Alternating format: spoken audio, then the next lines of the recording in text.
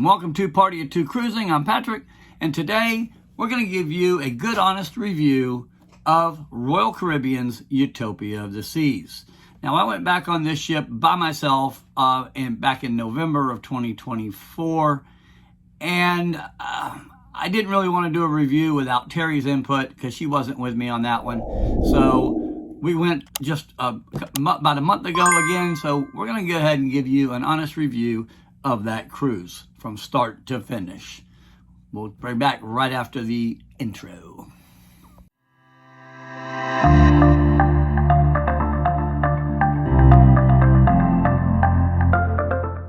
All right, welcome back to Party of Two Cruising. As I said, this will be the second time that I have actually done this ship, but I'm going to start pretty much from the beginning. This was a Casino Royale offer that I booked it through. So you're going to get an offer code. You're going to usually get those in the mail. If you're a gambler, you're going to get those. Some of them are just discounted. Some of them are different. They're all really kind of different from the casino. Depends on how many points you have. So not worrying about the casino at this point. I called Casino Royale. It took me approximately total of 5 to 6 minutes to book the entire cruise. When you call, they're going to ask you for your offer code. You're going to give them your offer code and your loyalty number, and they're going to go put you on hold for about 3 minutes. They're going to look that up, then come back and go, okay, that's been all approved. And so if you got a free balcony room, they're going to give you some choices of where do you want to be and what deck. And it's generally limited because they hold those rooms for casino players and people not paying, full price. They're going to give those people probably the better cabins, but I'll be honest with you, I've never had a bad cabin on Royal Caribbean. So the booking process was very, very simple. There is no deposit. All you're going to do is pay the port charges and the taxes, and you're good to go. That cruise is paid for, unless, of course, you add the prepaid gratuities to it. All right, so let's talk about embarkation day. Embarkation day, we had 1 o'clock check-in time because I had forgot to check in from the beginning. And we arrived at the port. We had 1 o'clock, I believe it was boarding time. We got there around 11:45. Traffic wasn't as bad as on I-4 as it usually is. And we got there early, so we parked in the flat lot, which is one of the things I love about Port Canaveral. Every terminal has its own parking garage. So you're always right by the ship that you're going to board. We parked out in the flat lot, and we could see underneath the parking garage that there really wasn't hardly anybody there. As you can see here, there was nobody around. It was just like walking in a ghost town. It was a couple of cars pulling in, but it was like everybody was either already on the ship or they hadn't shown up yet until we walked into the terminal, as you can see here. Now, this line is very deceiving. This line goes back through and around the queue lines inside the terminal, and it looked like, oh, this is going to take a while. I will be honest with you. It was 5 minutes, 8 minutes. We were already at security, and this is where we ran into problems. All right, so this is where we got held up. I had taken my book bag, or my backpack, whatever you want to call it, and I put it through the security. They looked at it, they put it back through, they looked at it again, and then they said, you need to go over to the table with the deputy. The deputy took us over to the table where security came over and opened our bag. I said, there's nothing in it. We don't sneak liquor on. We don't do anything like that. Now, what they were looking for was this. As you can see, the slip is still on here.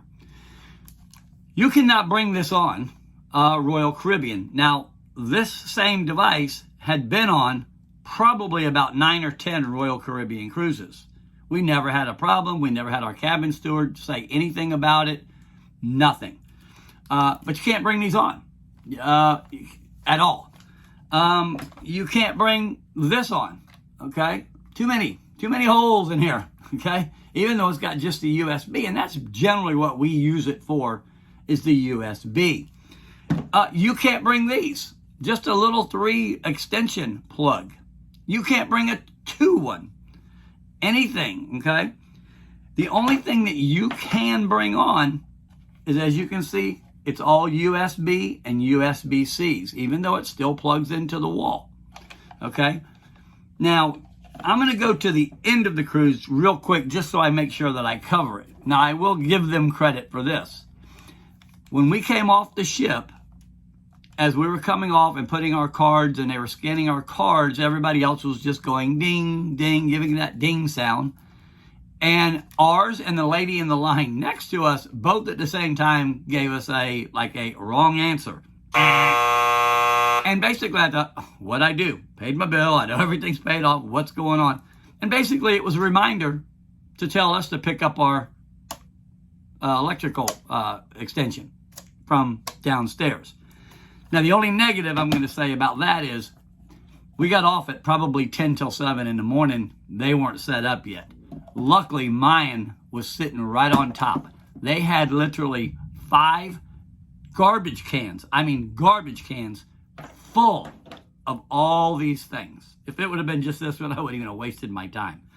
But the way to look at it is, if it's got extra plugs on it, even if it's just one, which I don't know why you do that, but even if it has just one extra plug on it, you cannot bring it on the Utopia of the Seas.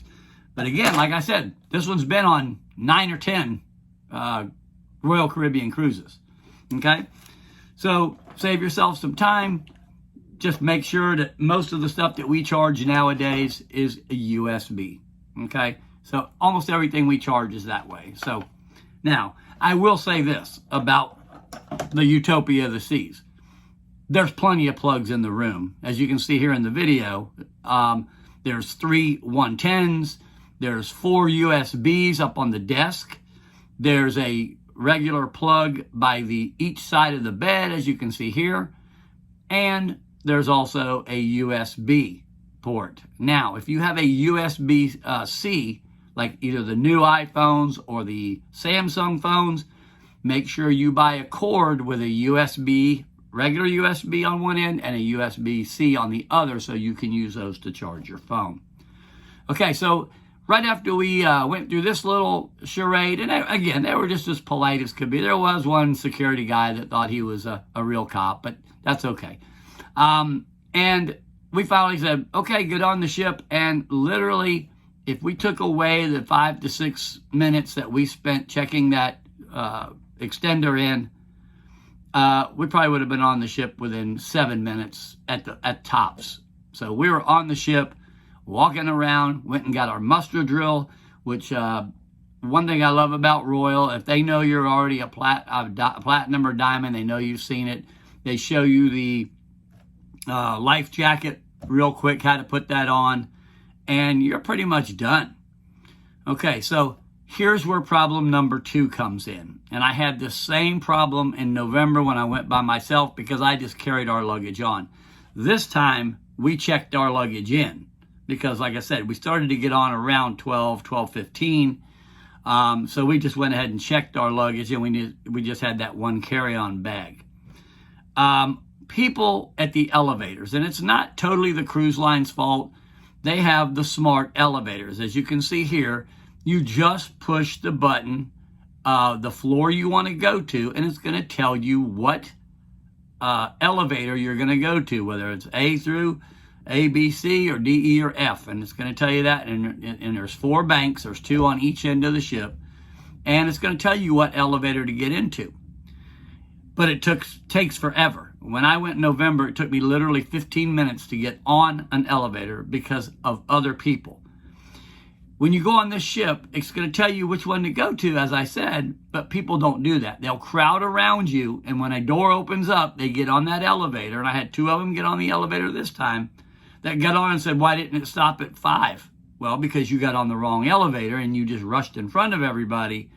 So they work great at 2 o'clock in the morning when I'm coming back from the casino, but when the ship is crowded and on embarkation day, they're bad, and on excursion days, they're bad. I don't really personally think they're any faster, but once people learn them, it does keep a lot of people from crowding in, and they are of good size. They will hold, I don't think they'll hold the 18 people that they claim, but they'd have to be 18 really, really small, skinny people to get into that elevator. but they are of good size. They can even put a piano in there, as you'll probably see if you get on the Utopia or any of the Oasis class ships. They do it on a lot of their ships. All right, so then we went to our room. They always tell you the room's going to be ready about 1:30, but they're always usually ready a little bit early. We just got off the Enchantment, and it was ready at 10 till 1. So the rooms generally are ready a little bit before what they tell you. All right, so let's talk about the buffet area. The buffet area on some of Royal ships back there in the Windjammer, they are chaos on embarkation day, as all cruise lines are. One thing I noticed about the Utopia both times I've went on it, it's not a zoo. There's so many islands and so many places to go that you don't wait in line very long. And what was cool was, as you can see right here, they had lobster on the buffet. They only do it the first day, only on embarkation day, and the shrimp were excellent. And I had tried to stop eating this stuff because of the cholesterol that I need to watch, but it was great. It was a nice thing. And then what we always do is we always try to go back to the very back of the Windjammer to eat, because there's usually nobody back there. Okay. The food was great. The food was good everywhere we went on that ship. But let's talk about the dining room. Again, the service, excellent. Service was excellent. Food was excellent. Now, is everything you order going to be to your standards? Probably not. Remember, they're cooking for 6,000 people. They're not going to satisfy every single one of us with their food.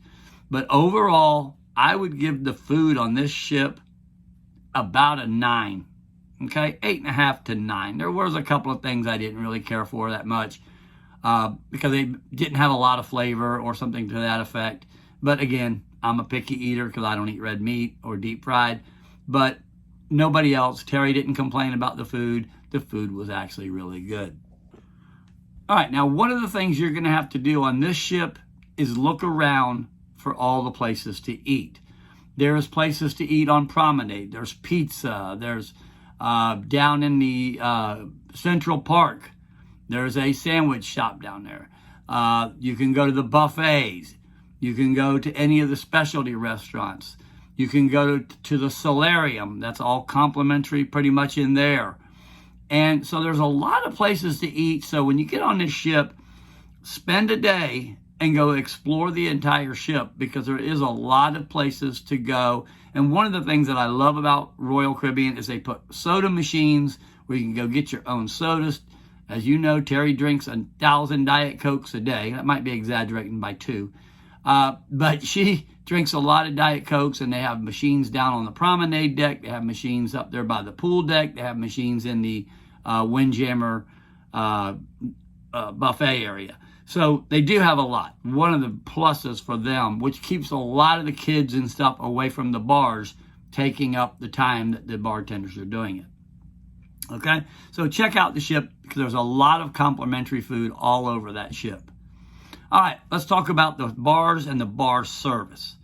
All right, you know, if you get the drink package, Royal Caribbean is unlimited. A bucket of beer is $37 for 5 beers. They're 5 12-ounce beers. Okay, the service at the bars was probably, maybe you'd have to wait a minute to 2 minutes to get waited on, because they are so busy. But one of the things I have to say about Royal is they put a lot of bartenders back there, and they're all busy. It's not like they're just standing around doing anything. They are busy almost the whole entire embarkation day for sure. Okay, those bars are busy. People are ready to party, and they're all getting drinks, and they're making mixed drinks and all that, which takes a little bit of time. But they do have a lot of bartenders, and I would say that we never really waited more than 2 minutes to get a drink or a beer or something like that. All right. The service everywhere else was great, in all the other bars down on the promenade and all that stuff. All right, let's talk about entertainment. All right. Here's where I got just one little negative thing to say, but it's not really negative. It's just I liked it better on the Oasis and on the Allure. All right, so let's talk about entertainment. One thing that Royal does not do is have a lot of comedy shows. That's one thing about Carnival. They have a lot of comedy shows. There's at least 2, sometimes 4 and 6 comedy shows a day. And most people love the comedy. Okay? Now, Royal's shows are excellent. Their skating show is excellent. But one of my favorite shows that they put on is the Aqua show back there in the very back at the Aqua Theater in the very back of the ship by the boardwalk. Great show. The only negative is, as you can see, this is the line. This is the standby line, okay? Because it's so hard to get reservations on the app. I don't know why when I try to book it before the cruise, I can never book them. It always says, oops, you got to wait. And then when I get on the ship and I log into their Wi-Fi, I pay for the internet, I can't seem to ever book anything that's popular. So I don't know if they give it to, the Pinnacles or the Double Diamonds or whoever they are first. And then you have this giant standby line, but only a third of the stands are full. So there's really nobody there watching it. So what we always do is we go up by the rock climbing wall and you can stand there, or you go get near the handrails on the sides because there's really not a bad seat in the house. Okay? But it's a great show. With that said, I really enjoyed the one on the Allure of the Seas better because they do a lot of the trampoline stuff where it looks like they're walking up the walls in the back. And there wasn't as much diving in this show that they put on. They had this one high dive, and I believe that was it. They only jumped once off the very top, to where they did that several times on the Allure show. Now, I will say this. If you're born when I was born, the music was great for this show. Again, still a great show. Don't sit in the first 5 or 6 rows because you're going to get wet, okay? Because they purposely splash you. Okay? All right. But other than that, entertainment was, really, really good. We enjoyed the entertainment. But just the negative of trying to get reservations to anything was really hard for some reason. All right, let's talk about the layout of the ship.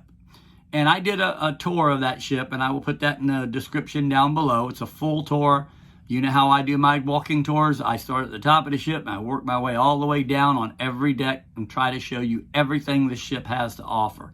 So if you're wanting to know where something at, go down there, click on that description, open up that description and click on that link to the full walking tour of the ship. And it'll show you again where everything is on that ship. All right, so the ship itself, the layout to me is great. I love the ship. I think it's a beautiful ship. Out of the Oasis class, I like this one the best. Now, it's been a while since I've been on the Oasis, but this ship, to me, was remarkable. One of the things that I don't like about this ship is it does 3- and 4-day cruises, and we all know about especially 3-day cruises and 4-day cruises. They are basically party booze cruises, and that's what you're going to get when you go on these shorter cruises. And I'm really shocked that they used this beautiful ship to do 3- and 4-day cruises. Now, I know when the Star gets here, which we can't wait, we have reservations in November on that one, it's doing 7-day cruises. So that'll be good. It's not going to do these short cruises. All right, so now let's talk about the casino. The casino is big. Not as big as I ever thought it would be on that size of ship, but it's big. It's nice. Half of it is smoking, half of it is not. But here is one of the greatest things that the Utopia had done to this ship, or they had done to the Utopia, should I say. It's absolutely awesome. I am a non-smoker. Terry is a non-smoker. I don't like going into the casino. Nothing personal against anyone, but I don't want to go into a casino, go to bed at night, and smell like a cigarette. Have to take a shower before you go to bed because you smell like a cigarette. But if you just walk forward, you're going to come up by the theater, and you're going to find a non-smoking casino. Now, when I went on this cruise back in November, it was just a small little casino. Very little. And right across the hall was the comedy club and a conference room. Well, they're gone, and they extended the casino across the deck to the other side of the hallway, or deck as you would say, and made a giant casino now with its own bar and everything. It is where we spent most of our time gambling. I hardly gambled in the main casino at all because they had nice brand new machines back there, or up there, should I say. And it was wonderful going in there. It was nice and cool in there. You had your own bar. There was plenty of servers coming around. And believe it or not, that casino was packed. And when I walked through the regular casino, it wasn't half full. So we're starting to see where this trend is going on cruise ships now. So that was one of the most remarkable things they've added to that ship. Absolutely great. Okay? All right, so let's talk about one more little thing, and then I'm going to get out of here. The zip line. If you're going to do the zip line, and this happened to Terry, as you saw in the embarkation video, she wanted to ride the zip line. She had a sleeveless shirt on. She couldn't wear a sleeveless shirt on the zip line. So I just basically took my shirt off. She put it over that shirt. They said that was fine. You have to have closed-toed shoes in order to ride that. Your hair has to be back in a ponytail or up. So you can't have stuff hanging all over. And I understand why. If it got wrapped up in there, it would yank your hair out and no telling what else could happen. So make sure you're prepared for that. Okay, debarkation. Debarkation was awesome. We were off that ship, as I told you, about 10 till 7. And they basically opened the doors and said, "See you later," and we got off. Like I said, the only thing that held us up was getting the electrical strip off out of the trash when we walked off. Okay, so overall, what would I give this ship? I would give this ship a 9 3/4 because it's again a beautiful ship. The food was, like I said, a 9.5 for most of the stuff. The service was great. The cabin was great. Our cabin was huge. Our balcony was huge. It was an awesome, awesome cruise. So with that said, so I would we are definitely going back on it again. We're doing a back-to-back on it. So we're going to do that elusive 3-day cruise because we got a really good deal on it. So we're going to do the 3 and then stay on for the 4th in October, for the 4-day in October. So beautiful cruise. Again, down in the description, I'll put the tour. And thank you for watching. Please hit that subscribe button. Hit that notification bell so you know when I put up a new video. Thanks for watching. See you on the next one.